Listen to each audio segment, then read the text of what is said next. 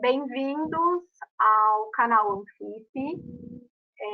Meu nome é Sara, eu sou psicóloga, sou membro filiada ao Instituto da Sociedade Brasileira de Psicanálise de Ribeirão Preto, e é com bastante alegria, né, que eu falo aqui com vocês hoje, porque esse é o nosso primeiro vídeo do canal, que se inaugura nesse momento. É um projeto pensado pelos membros filiados dessa sociedade. E para esse primeiro vídeo de inauguração do canal, a gente pensou num quadro que nomeamos como Anfip Convida. Para esse encontro, temos 2 convidados. A primeira convidada é Ana Lúcia dos Santos. A Ana, ela é psicóloga, membro filiado do Instituto da Sociedade Brasileira de Psicanálise de Ribeirão Preto. E o Gustavo Machado, que também é psicólogo, membro filiado ao Instituto da Sociedade Brasileira de Psicanálise. Aqui a gente falou, né, Anfip, né, mas para quem não conhece, a Anfip é a associação dos membros filiados da Sociedade de Psicanálise de Ribeirão Preto. Então, vamos lá. Para hoje, pensamos em algumas questões, né? Uma delas, a primeira, né, pensando aí em alguém que tá em vias, né, que está pensando, que tenha em mente, talvez, né, uma busca por uma análise, por uma terapia. Então, a pergunta que eu coloco é assim, como pensando nessa pessoa, né, que não tem uma experiência terapêutica ou analítica, né, como sei que preciso de terapia ou análise? O que vocês poderiam falar sobre isso? Eu acho que a própria pessoa provavelmente começa a ter uma certa mínima noção que seja de que ela não está bem, né? E às vezes começa-se a investigar vários aspectos físicos, né? Às vezes os pacientes que chegam para a gente já passaram por muitos outros tipos de profissionais, né? E que ainda não conseguiram chegar propriamente dito para uma psicoterapia ou para uma análise. Então, acho que uma das principais questões é a pessoa poder começar a se olhar, a se observar, né? E esses sinais acabam aparecendo de alguma forma. Começo pensando assim, que se a pessoa está curiosa, se ela já chegou a essa dúvida, né? Será que eu procuro um psicólogo, um psicanalista? É porque ela já caminhou nessa observação dos seus sentimentos, ou de si mesma, ou da vida, um bocado, assim. Ela já fez algum... ela já juntou elementos, assim, e talvez ela esteja curiosa e com vontade, talvez, de escutar, né? Escutar um profissional a respeito dessas suas próprias observações.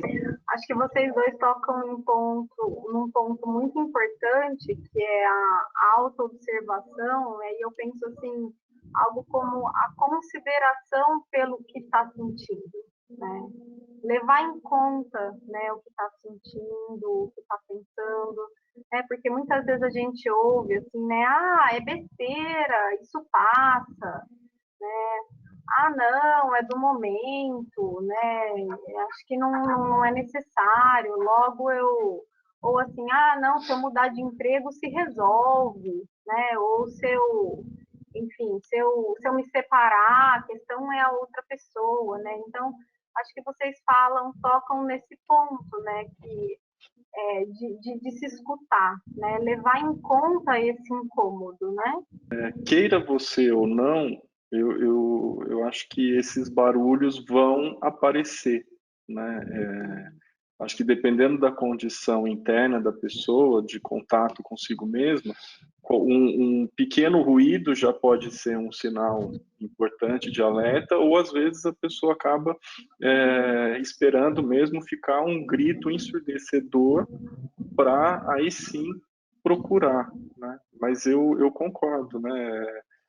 É fundamental poder ter algum tipo de contato consigo mesmo, porque eu acho que essas pessoas que nos procuram, né, geralmente, são as pessoas, como a Ana disse, são pessoas que de fato já se observaram de alguma forma, porque a gente também vê pessoas que não têm esse contato consigo e não procuram, né? Uhum. Eu acho que isso que a Sara falou, né, nós estamos falando aqui de alguma percepção dos sentimentos, ou desses ruídos, ou desses barulhos. Eu acho que a gente começa achando que isso é simples, mas vai se complexizando, né? Assim, no sentido de a pessoa pode ficar muito assustada com as coisas que ela sente. E acho que vocês falam algo importante também, que talvez seja legal a gente conversar um pouquinho mais, em relação a esses sinais, né? Acho que o Gustavo citou rapidamente, né? Que às vezes pode ser um sinal que aparece no corpo, né? E não necessariamente uma inquietude ou um pensamento ou algo psíquico, né? A gente recebe pessoas que têm uma questão, às vezes, né, na pele, né, uma questão, sei lá, dermatológica ou várias outras, ou sente uma tontura, né? Fala assim, eu já fiz vários exames, eu já passei por vários profissionais, e às vezes é o próprio médico, né, que acaba encaminhando. Então, se vocês puderem falar um pouquinho desses sinais, né, dessa autoobservação, mas o quê? Os sinais, eu penso que eles são amplos, né? É difícil a gente considerar todos eles, e a gente corre o risco de esquecer muitos importantes. O que me ocorre nesse momento, né? A gente está vivendo aí um isolamento social, a pandemia, né? Eu tenho visto muito desânimo, sabe? As pessoas se sentirem desanimadas, as pessoas se sentirem, de uma certa forma, enfraquecidas, sem força para fazer coisas, né? A criatividade acaba, pelo que eu tenho podido perceber, vai diminuindo um pouco. Então, é preciso um esforço maior para se manter ativo nesse momento. Assim como outros sinais, né? Uma inquietação, né? A gente observa às vezes as crianças que também estão ficando muito tempo em casa, elas ficam muito inquietas, né? Parece que elas não estão cabendo dentro delas, que dirá dentro de uma casa, né? Que é um espaço fechado. As crianças estão acostumadas a ir para a escola, a encontrarem os amigos, né? E eu tenho visto que as crianças são as pessoas que mais estão sofrendo assim dentro dessa pandemia. Só para dar dois exemplos, né? Uma inquietação nas crianças, um desânimo nos adultos, né? Ou vice-versa, né? Um desânimo nas crianças, uma inquietação nos adultos podem ser sinais importantes para serem observados. Nós, geralmente,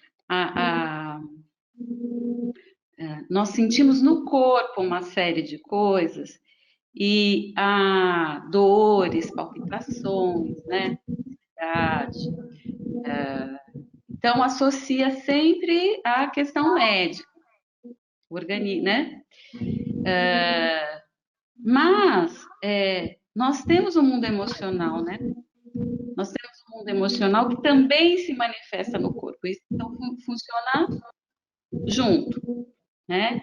Psique soma, né? Psique corpo, corpo e mente, né? Então, o que eu escuto muitas vezes, assim, quando eu estou em algum ambiente social, né? Não necessariamente no consultório, simplesmente. Eu não sei, a pessoa falando assim, eu não sei o que de repente me deu uma vontade de chorar, não sei por quê. Ou então assim, nossa, eu tô sem paciência, eu tô tão sem paciência, assim, de repente fiquei assim, não sei o que é isso. Então, parece uma coisa simples, mas é difícil a pessoa, muitas vezes, ela fazer uma associação com a pressão ou como ela está sentindo a vida, os acontecimentos e o mundo emocional, né? Que ele se revela, então, através, muitas vezes, uma tristeza, ou um cansaço, como o Gustavo falou, né? Ou como uma vontade de chorar, falando, nossa, parece que não aconteceu nada, parece que está tudo bem, né? Assim, fora que está tendo uma pandemia. Então, assim, eu fico pensando assim que o profissional da saúde mental, né, é uma pessoa que ela estuda muitos anos, é um lugar muito investido, muitos anos de estudo, para ter a escuta, uma escuta diferente do mundo emocional. Vocês falam de algo, né, que me vem uma ideia assim, né? Acho que a pessoa assim ter uma condição de ter uma dúvida, né, ou de fazer uma pergunta: o que que é isso? O que que é esse negócio? O que que é esse cansaço? O que que é essa irritação, né? O que que é esse enjoo, né? O que que é isso? Então acho que talvez essa capacidade, essa condição, essa oportunidade, né, de se fazer uma pergunta, talvez ela seja aí um primeiro impulso, né? Um primeiro. E me vem também, só para a gente aí finalizar a ideia, né, desses sinais, uma ideia também que acho que talvez seja uma autoobservação, vamos dizer, talvez um pouco mais sofisticada ou não, da pessoa se perceber repetindo algumas coisas, né? Que às vezes não é uma inquietude, não é uma impaciência ou algo assim, né? Mas ela vê assim, nossa, mas assim, eu tô de novo fazendo assim, né? De novo eu falei, sei lá, que eu não ia brigar e eu briguei. De novo eu falei que eu não ia me relacionar dessa forma. E eu tô me relacionando, eu tô com uma pessoa e de novo a relação tá desse jeito, né? Eu queria entrar, talvez, numa coisa que a Ana falou um pouquinho, né? Que uma dúvida que eu acho que é comum, né? Como a Ana comentou, né? Que a gente ouve aí, né? Nos nossos meios, que assim, será que um terapeuta, um psicanalista ou né, um psicólogo poderia me ajudar? Não é melhor eu conversar com um amigo? Né? Não é melhor eu conversar com uma pessoa que já me conhece ou alguém da minha família? Né? Por que eu vou procurar uma pessoa que não me conhece? Já tem pessoas que têm essa dificuldade de, mesmo com um amigo ou alguém da família, ter uma conversa sobre si. Então, tem esse bloco, digamos assim, essa possibilidade, né, de pessoas assim. Dentre as outras pessoas, né, que eu acho que já tem, assim, né, uma riqueza, talvez, assim, essa oportunidade de ter boas conversas, né, com um amigo, com a esposa, com o marido, com a família, enfim, seja lá com quem for, né, já é interessante. Mas tem uma coisa que diz da nossa profissão, né, que é essa escuta especializada, digamos assim, desse universo, né? Nós da psicanálise são muitos anos, né, de estudos e treinamento, assim, da escuta do inconsciente, por exemplo, né? Que não é uma coisa, ela é complexa. Então, não é uma escuta assim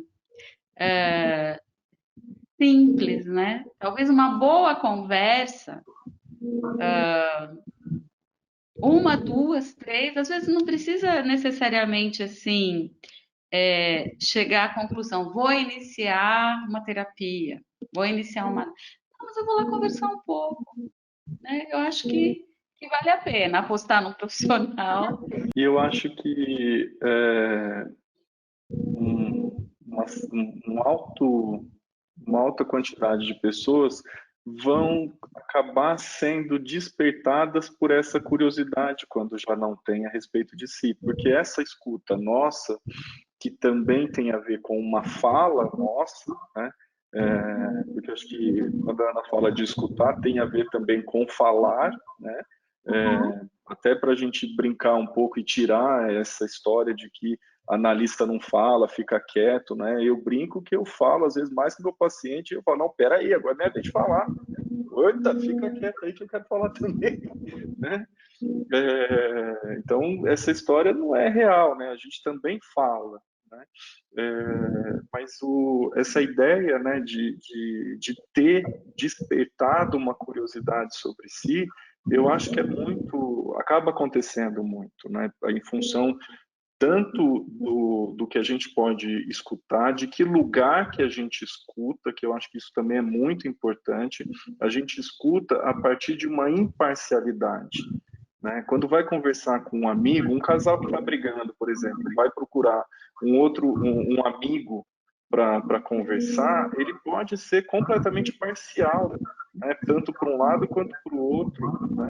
Eu acho que essa escuta, né, que vocês falam, ela é uma escuta investigativa, como o Gustavo falou, não é sentar e simplesmente escutar. Né? E às vezes essa escuta investigativa tem a ver com fazer perguntas, né?